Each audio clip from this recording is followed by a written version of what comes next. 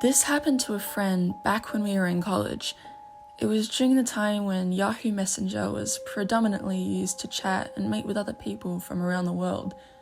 There would be many chat rooms created for the sole purpose of meeting individuals with like-minded tastes and hobbies.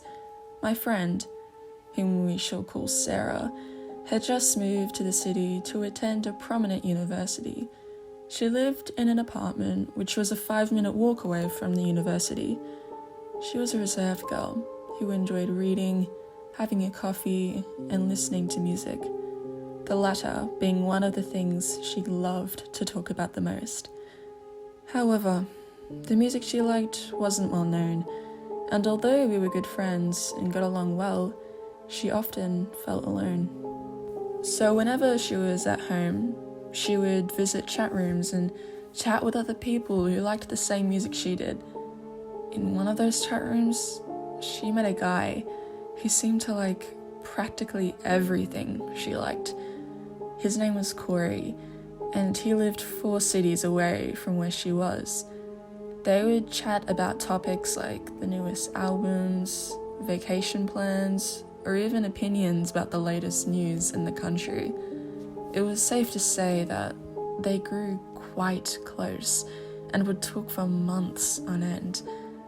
But one day, my friend called me at home and asked me to sleep over at her apartment. While she was setting up the beds, I asked her why she wanted me to stay with her. "I'm afraid he might come." "He?" I asked. She then went on to tell me that 2 months ago, she started noticing how Corey would constantly ask where she was or who she was seeing almost on a daily basis. He would even say things that made her uncomfortable and creeped her out, like telling her how much she meant to him and how he would do anything to keep her safe and close to him. And there was one time when he told her that if any guy was interested in her, he would have to fight him tooth and nail. "Yikes," I said. "Don't you think he's getting a bit possessive?" She went on to tell me that she was disturbed by his behavior to the point that she decided to sever ties with him. "I've deleted my account on Yahoo Messenger and changed my phone number." "Okay, so what's the problem?" "I don't know how, but he sent a text message to me yesterday, demanding to know why I deleted my account." That sounded disturbing, alright. What was even more disturbing was that he texted the message to her new number, a number that he would have no knowledge about.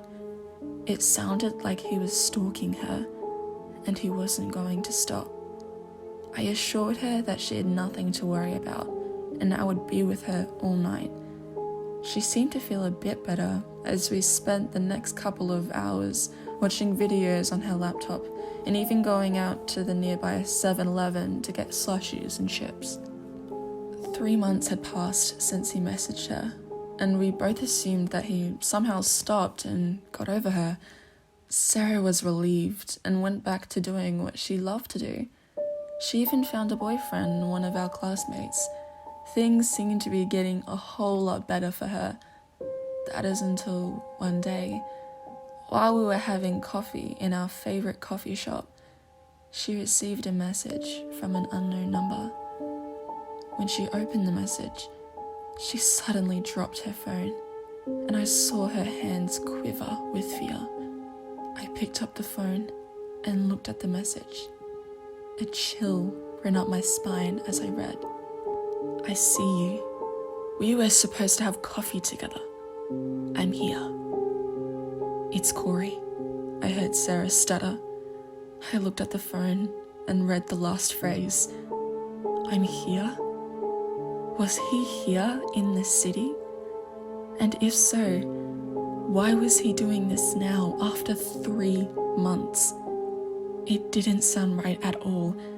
I told Sarah to go and report this to the police, but she shook her head and said she could handle it.